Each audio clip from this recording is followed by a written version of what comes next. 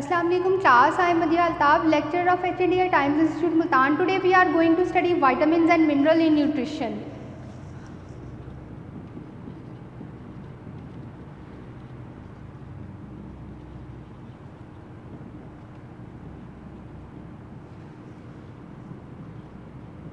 Vitamin जो है वो हम इन डिटेल स्टडी कर चुके हैं कि फैट सोल्यूबल वाइटामिन होते हैं और वाटर सोल्यूबल वाइटामिन होते हैं, और हमने इन डिटेल जो है वो सारे फैट सोल्यूबल वाइटामिन को और वाटर सोल्यूबल वाइटामिन को स्टडी कर लिया था। अब जो आज हमने टॉपिक स्टार्ट करना है वो है मिनरल्स। मिनरल्स जो है वो दो तरह के होते हैं, एक होते हैं मैक्रो मिनरल्स, एक होते हैं माइक्रो मिनरल्स। ऐसे मिनरल्स जिनको जो है वो रिकमेंडेड डाइटरी अलाउंस 100 से जो है वो ज़्यादा होता है वो माइक्रो मिनरल्स में आ जाते हैं, और ऐसे मिनरल्स जिनका रिकमेंडेड डाइटरी अलाउंस जो है वो 100 से बिलो होता है वो माइक्रो मिनरल्स में आ जाते हैं। सच एस माइक्रो में कौन कौन से आ जाएंगे? कैल्शियम, फॉस्फोरस,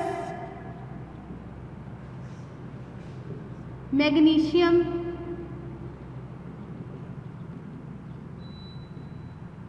सल्फर,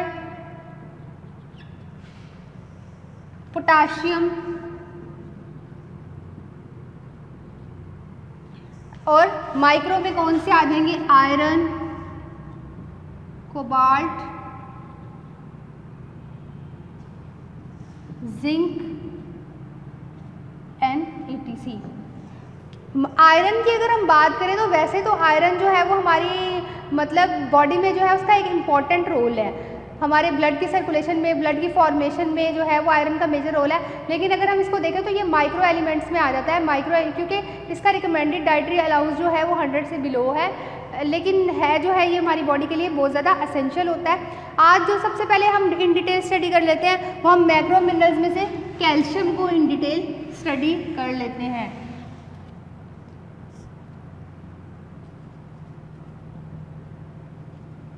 कैल्शियम जो है वो एक मैक्रो मिनरल है, हमारा major element of the body होता है, और आमतौर पे जो है वो इसका हमारी बॉडी में जो रोल है वो हमारा बोन और टीथ फॉर्मेशन में जो है ये इसका मेजर रोल होता है।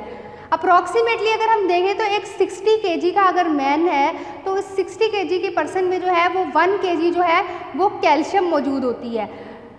ऑलमोस्ट 99% जो है वो हार्ट टिश्यूज़ में होती है। इन केस अगर 60 kg वेट है तो 1 kg उसमें से कैल्शियम होगी, और 99% अप्रॉक्सीमेटली अगर आप उसको कर ले, जिसमें से ये जो 1 kg है उसकी 99% जो है वो हार्ट टिश्यू में है। हार्ट टिश्यू हमारे कौन से होते हैं? Bones and teeth.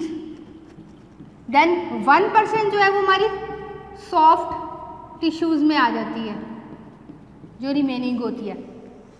Soft tissues जो हैं वो हमारे मसल्स आ जाते हैं, हमारा लीवर आ जाता है, हमारा हार्ट आ जाता है। In the blood half of the calcium exist in the form of free dissolve calcium ions. Blood में जो है वो हाफ ऑफ कैल्शियम जो है वो फ्री डिजॉल्व कैल्शियम आइंस की सूरत में प्रेजेंट होती है। About 40% is loosely bound to protein molecules and the remaining 7 to 10% is within the low molecular weight ionic compounds such as calcium citrate and calcium phosphate। Approximately तकरीबन जो हमारी calcium जो है वो ब्लड में फ्लो कर रही होती है उसमें से 40% जो है वो लूजली प्रोटीन मॉलिक्यूल्स के साथ बाइंड होती है, और 7 to 10% जो है वो हमारी low molecular weight ionic compounds बनाती है, जो कि कैल्शियम सिट्रेट और कैल्शियम फॉस्फेट हैं। कैल्शियम सिट्रेट और कैल्शियम फॉस्फेट।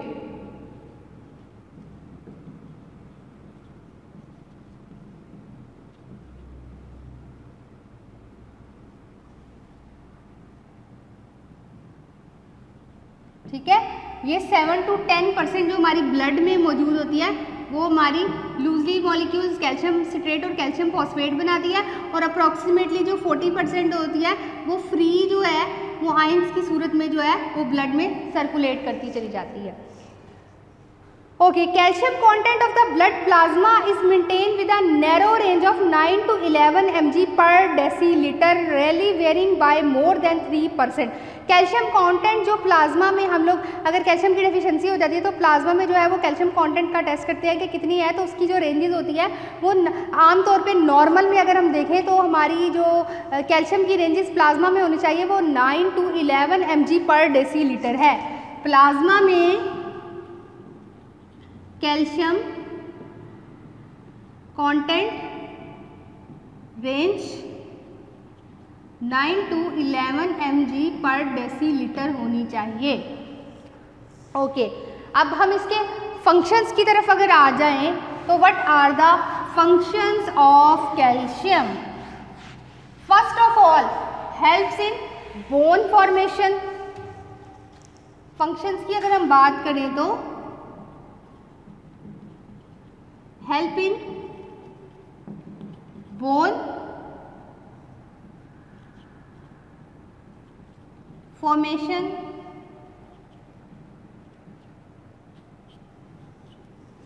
बोन फॉर्मेशन में हेल्प करती है। और बोन फॉर्मेशन में क्या होता है, हमारे बोन फॉर्मेशन के दो हमारे साइकिल अगर हम देखें तो बोन का तो ऑस्टियोब्लास्ट और ऑस्टियोक्लास्ट होता है। ऑस्टियोब्लास्ट जो है वो बोन फॉर्मेशन से होता है और ऑस्टियोक्लास्ट क्या होता है, जब हमारी बोन डिस्ट्रॉय हो जाती है तो मिनरल की रीअब्जॉर्प्शन होके दोबारा जो है वो साइकिल चलना शुरू हो जाता है, ऑस्टियोब्लास्ट से ऑस्टियोक्लास्ट की तरफ, ऑस्टियोक्लास्ट से ऑस्टियोब्लास्ट की तरफ, ये एक सर्कल चला जाता है, इसको बोन टर्न ओवर कहते हैं।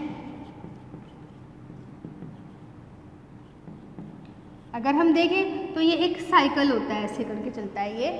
सबसे पहले हमारा क्या आ जाएगा, bone reabsorption phase osteoclast, bone reabsorption phase osteoclast, ये ए है हमारा, और ये जाता है किसकी तरफ, हमारा जाएगा ये रिवर्सल फेज ऑस्टियोब्लास्ट की तरफ।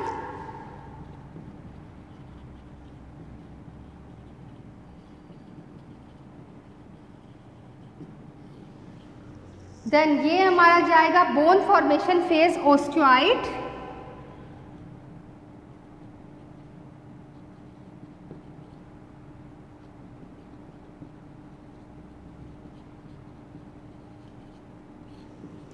देन ये जाएगा मिनरलाइजेशन फेज की तरफ,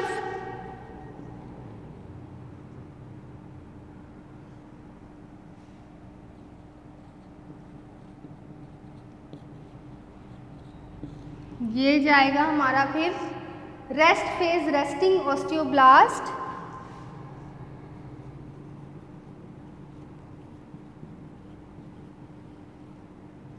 और ये फिर हमारा चल जाएगा।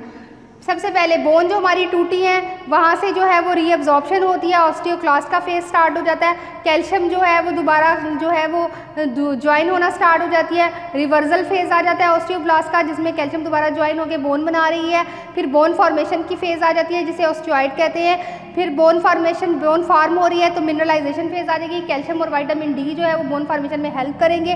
देन रेस्टिंग ऑस्टियोब्लास्ट आ जाएगा कि ये बन गया है, अब जाहिर सी बात है जब उसका लाइफ साइकिल कंप्लीट हो जाएगा तो वो दोबारा से टूट जाएगी, दोबारा से रीअब्सॉर्ब हो जाएंगे और ये बोन टर्नओवर साइकिल हमारा चलता जाता है।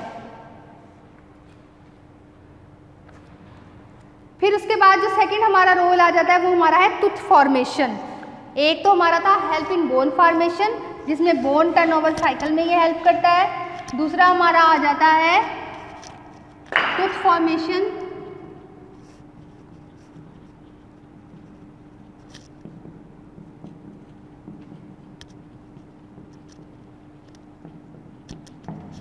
टूथ फॉर्मेशन में ये हमारा क्या करेगा, टूथ फॉर्मेशन में ये है the enamel and dentine of tooth contain considerable amount of hydroxyapatite. Hydroxy enamel जो हमारे टूथ का ये जो हमारी आउटर कवरिंग होती है, शाइनिंग से सरफेस होती है, वो हमारा जो है वो एक अमाउंट रखता है हाइड्रोक्सी एपिटाइट की। In tooth the hydroxyapatite is present alongst a protein called keratin. Hydroxyapatite contain protein called keratin जो कि केराटिन कहलाती है। Then hydroxyapatite crystallize in tooth are more dense. अब ये जो हाइड्रोक्सी क्रिस्टलाइन है ये हमारे टूथ में जो है वो मोर डेंस होते हैं। Calcification of deciduous teeth becomes the time of fetus is about. अब जो हमारे ये टीथ है, ये जो हमारे गम्स फॉर्मेशन है पड़ी, जब जो हमारा फीटस है वो 20 वीक्स का होता है ना, तब से जो है वो स्टार्ट होना शुरू हो जाती है। आफ्टर बर्थ जो है वो 20 वीक का बच्चा होगा, तब से जो है ये गम्स जो है वो सख्त होना स्टार्ट हो जाती है कि टीथ अब निकलने मतलब टीथ के लिए प्रिपेयर्ड होना शुरू हो जाती है। और अप्रॉक्सीमेटली जो उसका टूथ जाके डिके होता है वो 6 मंथ में होता है। 20 वीक से जाके प्रिपरेशन स्टार्ट होगी और अप्रॉक्सीमेटली 6 मंथ में जाके फर्स्ट टूथ इरप्ट होता है उसका। Okay, then permanent teeth began to calcify when the child is between 3 months and 3 years while they are still buried in the gums below the deciduous teeth। अब 3 महीने sometime ऐसा होगा कि 3 महीने से भी स्टार्ट होना शुरू हो जाएंगे और 3 साल तक जो है वो दांत उसके निकलते चले जाएंगे। पहले दांत निकलेंगे, फिर उसके बाद उसकी दाढ़ें निकलना स्टार्ट हो जाएंगी। तो वो 3 इयर्स तक प्रोसेस उसका चलता चला जाता है। देन उसके बाद वो टूथ डिके, अब परमानेंट टीथ जो है उसका मतलब ये जो मिल्क टीथ होते हैं ना, जो फर्स्ट आपके 3 इयर्स में जाके आपके कंप्लीट हो गए दांत, उसके बाद जो है अब ये टूटेंगे और उसके बाद आपके परमानेंट टीथ आना स्टार्ट हो जाएंगे। तो वो 8 to 10 ईयर्स के बिटवीन जो है वो दांत मतलब टूट के जो है वो नए निकल आते हैं। ओके, फर्स्ट रोल था हमारा बोन फॉर्मेशन में, बोन टर्नओवर साइकिल में हेल्प करता है। देन टूथ फॉर्मेशन में हेल्प करता है। टूथ में जो है वो हाइड्रोक्सी एपिटाइट नाम का जो है वो एक क्रिस्टाइन मौजूद होता है जो कि टीथ फॉर्मेशन करता है और उसमें एक प्रोटीन होती है केराटिन जो कि टीथ की फॉर्मेशन में हेल्प करती है। 20 वीक्स में जो है वो एक फीटस 20 वीक्स का होता है तो प्रिपरेशन स्टार्ट हो जाती है और अप्रॉक्सीमेटली 6 मंथ में जाके जो है फर्स्ट टूथ इरप्ट हो जाता है। देन उसके बाद जो है वो कंटिन्यू रहता है 3 इयर्स तक, 3 इयर्स में जाके वो कंप्लीट हो जाएगा। देन उसके बाद जो है वो मिल्क टीथ जो है वो डिस्टर्ब होना स्टार्ट हो जाते हैं और उसके बाद जो है 8 to 10 इयर्स तक जो है वो न्यू परमानेंट टीथ उसके कंप्लीट हो जाएंगे।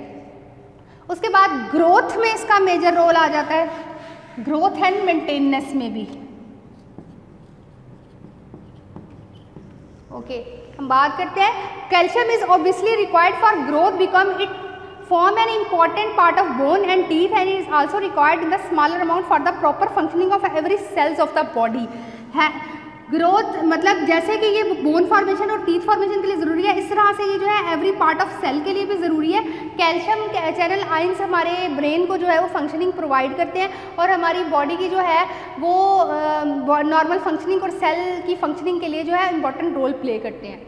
अब cofactor and regulation of biochemical reactions, और फर्दर जो ये कोफैक्टर्स हमारी बॉडी में एज अ कोएंजाइम हमारी बॉडी में एक्ट करके ये और क्या क्या करता है। एज अ कोएंजाइम एक्ट करके सबसे पहले ये ब्लड क्लोटिंग करता है।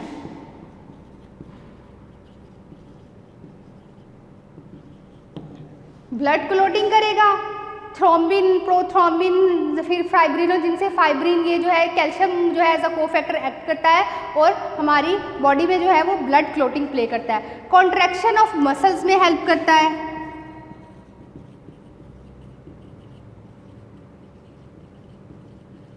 एज अ कोएंजाइम एक्ट करेगा और मसल की कॉन्ट्रैक्शन में रिलैक्सेशन में जो है वो हेल्प करेगा।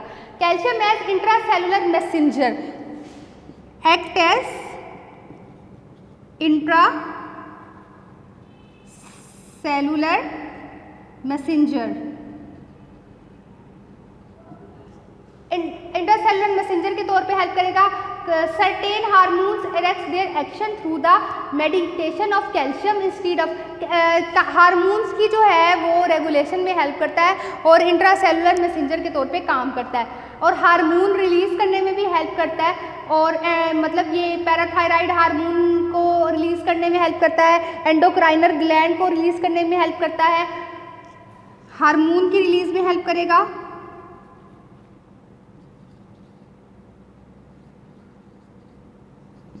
इसके अलावा जो इसका रोल आ जाता है ये है कॉन्टैक्ट इनहिबिशन है, एक्शन ऑन हार्ट, हार्ट पे भी एक्शन प्रोवाइड करता है। हार्ट पे इसका क्या एक्शन होता है देख लेते हैं। Calcium ions act as a myocardium and prolongs systoles, ये मायोकार्डियम जो उसकी लेयर होती है उस पर जो है वो कैल्शियम आयंस प्रेजेंट होते हैं, जो कि उसके एक्शन मतलब कॉन्ट्रैक्शन और रिलैक्सेशन में हेल्प आउट करते हैं। फिर उसके बाद मेम्ब्रेन इंटीग्रिटी एंड परमिएबिलिटी,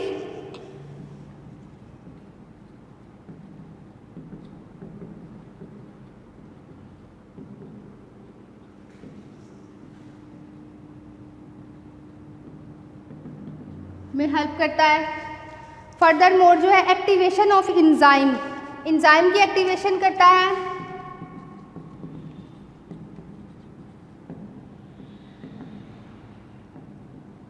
ये जो है कुछ मेजर रोल है, एज अ कोएंजाइम भी एक्ट करता है और डायरेक्ट भी जो है वो कैल्शियम हमारी बॉडी में हेल्प करता है। अब एब्जॉर्प्शन देखें अगर हम, तो दो तरह से जो है वो कैल्शियम की एब्जॉर्प्शन होती है, पैसिव डिफ्यूजन के थ्रू भी हो जाती है और एक्टिव ट्रांसपोर्ट के थ्रू भी होती है। The active process required the expenditure of energy store with in the adenosine triphosphate. ATP की जो एनर्जी स्टोर होती है वो रिक्वायर्ड होती है कैल्शियम की एक्टिव ट्रांसपोर्ट होने में। It is mediated by carrier protein calbindin. Calbindin जो है एक प्रोटीन है जो कि कैल्शियम की एक्टिव ट्रांसपोर्ट में हेल्प करती है। It means it can occur to faster than at maximal rate corresponding the rate when all the carrier molecules are carrying calcium all the time। मतलब ये एज अ कैरियर प्रोटीन जो है, कैल्बाइडिन जो है protein के एक एज अ कैरियर जो है वो वर्कआउट करती है कैल्शियम की एक्टिव ट्रांसपोर्ट में, और इसमें एटीपी की जो स्टोर एनर्जी है वो रिक्वायर्ड होती है। The active process also required the presence of vitamin D. Calcium की एक्टिव ट्रांसपोर्ट के लिए विटामिन डी भी होना बहुत ज़्यादा ज़रूरी है। The passive process relies on simple and non-stretchable diffusion of calcium down its contraction residue with no requirement of energy expenditure to make it happen। और जो पैसिव डिस्ट्रीब्यूशन होती है उसमें कोई एनर्जी की रिक्वायर्ड नहीं है, कोई प्रोटीन वगैरह की रिक्वायरमेंट नहीं है। In normal adult 95% of calcium from a low calcium diet is absorb by the active process. Active process जो है वो मतलब एक नॉर्मल एडल्ट है उसमें 90% जो कैल्शियम है हमारी वो एक्टिव ट्रांसपोर्ट के थ्रू जो है वो बॉडी में एब्जॉर्ब होती है। Active absorption is more efficient in the duodenum and proximal jejunum where the pH is more acidic. Duodenum और जुजेनम में जाके जो है ये ज़्यादा मतलब एब्जॉर्ब होता है जहाँ पे जो है वो पीएच जो है वो एसिडिक होगी। Where calbindin is present however absorption is greater in the ileum where the residual time is greatest. और एलियम के कुछ पार्ट में भी जो है ये हमारी डिजॉल्व हो जाती है जहाँ पे जो है कैल्बाइडिन प्रोटीन हमारी मौजूद होती है। On the average 30 to 40% of the dietary calcium absorbs in adult. Approximately जो है वो देखें एवरेजली 30 to 40% जो है वो एडल्ट की कैल्शियम एब्जॉर्ब होती है।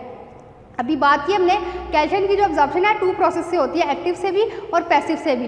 पैसिव में कोई एनर्जी रिक्वायर्ड नहीं होती और एक्टिव में एनर्जी भी रिक्वायर्ड होती है और प्रोटीन कैल्बाइडिन भी रिक्वायर्ड होती है, तो जिसके थ्रू जो है वो जुजेनम में और ड्यूडेनम में जो इसकी कुछ अमाउंट है वो एब्जॉर्ब हो जाती है, और कुछ जो है वो एलियम में जहाँ कैल्बाइडिन प्रोटीन रिक्वायर्ड होती है वहाँ पे एब्जॉर्ब हो जाती है। 90% जो है वो एक्टिव ट्रांसपोर्ट से ही ये एब्जॉर्ब होगी हमारी बॉडी में।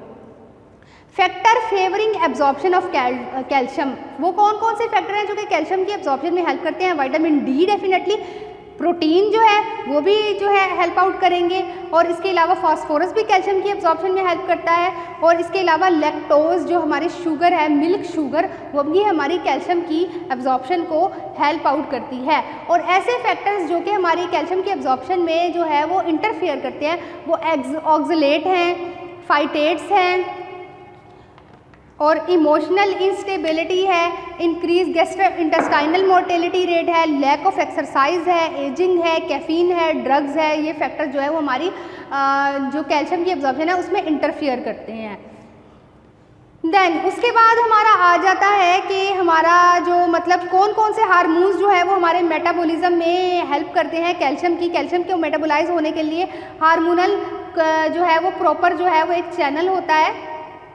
पैराथायराइड हार्मोन जो है वो कैल्शियम की मेटाबॉलिज्म में हेल्प आउट करता है। प्लाज्मा कैल्शियम होती है, प्लाज्मा कैल्शियम जो है वो पैराथायराइड हार्मोन को रिलीज करती है। पैराथायराइड हार्मोन जो है वो किडनी में जाएगा, किडनी और इंटेस्टाइनल वार और बोन में। इसका हम देख लेते हैं कि पैराथायराइड हार्मोन का जो है वो किस तरह से रोल है हमारे कैल्शियम के मेटाबॉलिज्म में। ये एक साइकिल के थ्रू वर्कआउट करेगा। मेटाबॉलिज्म में जो है वो प्लाज्मा कैल्शियम,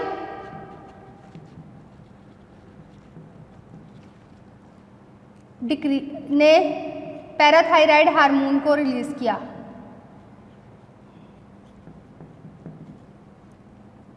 पैराथायराइड हार्मोन बनाया जो कि फर्दर किडनी में भी कैल्शियम की एब्जॉर्प्शन होती है, बोन में भी होती है और इंटेस्टाइनल वॉल में भी। क्या हुआ? 125 डिहाइड्रोक्सीकोलीकैल्सिफेरोल हार्मोन ने प्लाज्मा एब्जॉर्प्शन की, किडनी के थ्रू जो गया उसने क्या किया, नीचे जाके फॉस्फेट एक्सक्रीशन की,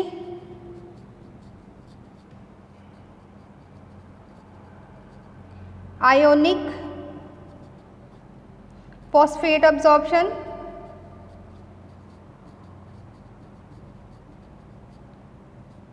active form of vitamin D 125 हाइड्रोक्सीकोलीकैल्सिफेरोल, और इसके अलावा जो है रीअब्जॉर्प्शन ऑफ कैल्शियम। बोन में जो आई उसने क्या किया, बोन रीअब्जॉर्प्शन और carbonic acid to dissolve the bone. ये जो है वो हमारी जो है इसकी मेटाबॉलिज्म है। पैराथायराइड हार्मोन, प्लाज्मा कैल्शियम ने पैराथायराइड किया, पैराथायराइड हार्मोन ने पैराथायराइड हार्मोन एक्सक्रीट किया। किडनी में क्या रोल हुआ, इंटेस्टाइन में क्या हुआ, बोन में हुआ। किडनी में 125 डिहाइड्रोक्सीकोलीकैल्सिफेरोल विटामिन D3 जो है हमारा अवेलेबल था, जिसने प्लाज्मा में जो है वो एब्जॉर्प्शन कर दी हमारी कैल्शियम की। उसके बाद किडनी से आया, किडनी में क्या क्या काम हुए, फास्फेट की एक्सक्रेशन भी हुई, आयोनिक फास्फेट एब्जॉर्ब भी हुई, रीअब्जॉर्प्शन ऑफ कैल्शियम भी हुई और active form of vitamin D जो है वो भी प्रेजेंट हुई। बोन में क्या हुआ, बोन की रीअब्जॉर्प्शन, बोन में कैल्शियम की रीअब्जॉर्प्शन होना स्टार्ट हो जाती है, जो कि बोन एंड टर्नओवर हमारा साइकिल है। इसके अलावा जो है वो विटामिन डी ने, कैल्सीटोनिन हार्मोन ने और साइटोकाइनिन ने जो है वो हेल्प आउट किया। अगर इसकी डेफिशिएंसी हो जाए तो डेफिशिएंसी में क्या आ जाता है, कैल्शियम की डेफिशिएंसी में भी सेम विटामिन डी की डेफिशिएंसी की तरह ऑस्टियोप्रोसिस, बोन जो है वो पोरस होना स्टार्ट हो जाती हैं। Osteoporosis क्या है? It is a calcium related health bone and estimated 60 million people in India are affected by osteoporosis। ये क्योंकि ये इंडियन ऑथर का जो है आर्टिकल है तो उन्होंने सिर्फ इंडिया की बात की हुई है कि किस तरह से जो है वो इंडियन जो है वो इफेक्ट हो जाती है, लेकिन वर्ल्ड वाइड ऑस्टियोप्रोसिस एक मेजर डिजीज़ है जिसमें बोन जो है वो आपकी डिक्लाइन होना शुरू हो जाती है, पोरस हो जाती है, खोखली होकर टूटना शुरू हो जाती है और आमतौर पर फीमेल में ज़्यादा आफ्टर मेनोपॉज जो है ये ज़्यादा होना स्टार्ट हो जाता है। इसके रिस्क फैक्टर क्या है, जेंडर है, जैसे मैंने अभी बात की कि आफ्टर मेनोपॉज जो है वो फीमेल में ज़्यादा होता है तो फीमेल में होता है। रेस भी इस पर डिपेंड करता है, पीपल ऑफ वाइट और एशियन। अब जैसे विटामिन डी जो है वो कैल्शियम की एब्जॉर्प्शन में हेल्पफुल है, तो जाहिर सी बात है जैसे हमारा सन बाथ की बात हम करते हैं कि वाइट कलर को जो है वो ज़्यादा बैठना पड़ता है और ब्लैक कलर जो है वो जल्दी हीट एब्जॉर्ब कर लेता है तो उसके उनको कम बैठना पड़ता है, तो रेस एंड कलर भी इस पर इफेक्ट करता है। बॉडी साइज इफेक्ट करेगा, फैमिली हिस्ट्री और ड्रग्स भी आपके इफेक्ट करेंगे, caffeine, salt intake, smoking, sedentary lifestyle और इमोशनल स्ट्रेस, आपके ये सारे इनअप्रोप्रिएट डाइट, ये सब जो है वो आपके फैक्टर्स होंगे जो कि ये ऑस्टियोप्रोसिस हमारा कॉज करेंगे। Diagnosis of osteoporosis is based on the amount of quality of bone which is measured by dual energy X-ray absorbometer। DEXA test इसके लिए अप्लाई करते हैं, dual energy X-ray absorbometry. DEXA test के through जो है वो bone mineralisation हम test करेंगे, फिर डायग्नोज करेंगे कि ऑस्टियोप्रोसिस किस उस पे है। ट्रीटमेंट की अगर हम बात करें तो सबसे पहले ड्रग आ जाएगा, फिर उसके बाद प्रिवेंशन आ जाती है, फिर वेट बेयरिंग एक्सरसाइज हमारी हो जाती हैं, उसके बाद जो है वो प्रिवेंशन या लाइफस्टाइल मॉडिफिकेशन हमारा आ जाता है। कैल्शियम की अगर अमाउंट हमारे पास लो हो जाएगी तो हाइपोक्लाइसेमिया हो जाएगा। हाइपोकैल्सेमिया मतलब हमारी क्या है कि प्रॉपर बॉडी फंक्शनिंग नहीं होगी, हमारे ब्रेन को सही तरह से सिग्नल नहीं जाएगा, हमारी बोन जो है वो टूटना शुरू हो जाएंगी, वीकनेस होना शुरू हो जाएगी। और अगर हाइपर कैल्सेमिया हो जाएगा तो उससे भी जो है वो anorexia, nausea, vomiting, constipation, abdominal pain, ये सब सिम्टम्स आना स्टार्ट हो जाएंगे। कैल्शियम की जो है वो आमतौर पे RDA की अगर हम बात करें तो 1000 से 1200 mg जो है वो पर डे कैल्शियम की रिक्वायरमेंट होती है हमारी बॉडी में। और अगर हम मतलब देखें तो तकरीबन जो है वो प्रेगनेंसी में मतलब आम कंडीशन में जो है वो 1000 mg पर डे है, और अगर हम प्रेगनेंसी में देखें तो 1200 mg पर डे है। तो सोर्सेज की अगर हम बात करें तो मिल्क एंड डेयरी प्रोडक्ट्स जो है वो इसके मेजर सोर्सेज में आ जाता है। इसके अलावा कुछ ग्रीन लीफी वेजिटेबल्स आ जाती हैं, जैसे हमारा स्किम मिल्क पाउडर है, होल मिल्क पाउडर है, चीज़ है, बटर है, इसके अलावा हमारे ग्रीन लीफी वेजिटेबल स्पिनिच है हमारी, ये सारे जो है हमारे कैल्शियम के मेजर सोर्स होते हैं। अगर तो हमारी बॉडी में जो है वो कैल्शियम की टॉक्सिसिटी हो जाती है, मतलब आप देखें तो उस सूरत में टॉक्सिसिटी हो जाती है कि अगर कोई मतलब डेयरी प्रोडक्ट से भी ले रहा है और सप्लीमेंट से भी अगर आप लेना स्टार्ट कर दें बगैर ये देखें कि कितनी डोज हमें प्रोवाइड कर रही है, तो उस केस में हमारी टॉक्सिसिटी हो जाती है और वो हमारी बॉडी के लिए डेंजरस है। अगर हाइपो की कंडीशन हमारे लिए डेंजरस है तो हाइपर की कंडीशन भी सेम एज इट इज़ ही हमारे लिए डेंजरस है। तो हमेशा सप्लीमेंट्स लेने में अपना ख्याल रखना चाहिए कि किस तरह के सप्लीमेंट ले रहे हैं और किस तरह से उसके ड्रॉबैक्स क्या हो सकते हैं। आज जो है हमने इन डिटेल मैक्रोन्यूट्रिएंट्स में से कैल्शियम को स्टडी किया, उसकी डेफिशिएंसी डिजीज़ देखी, ऑस्टियोपोरोसिस, उसके फैक्टर्स क्या होते हैं, उसकी प्रिवेंशन के क्या क्या मतलब वेज हैं, प्रिवेंटिव वेज क्या है, किस तरह से पहले एजुकेट करेंगे, फिर ड्रग वगैरह भी उसको देंगे साथ में, और सप्लीमेंटेशन या ड्रग आ जाती है, देन उसके बाद प्रिवेंशन होती है, देन उसके बाद उसकी वेट बेयरिंग एक्सरसाइज उसको सिखाते हैं कि किस तरह से आपने मतलब थोड़ा सा वेट उठा के चलना है, और ये उसकी कुछ एक्सरसाइज या थेरेपीज आ जाती हैं। इंशाल्लाह नेक्स्ट जो है वो हम फॉस्फोरस को स्टडी कर लेंगे in detail. Thank you so much. आज का लेक्चर जो है वो यहीं पे आपका ख़त्म होता है। अल्लाह हाफिज़ क्लास।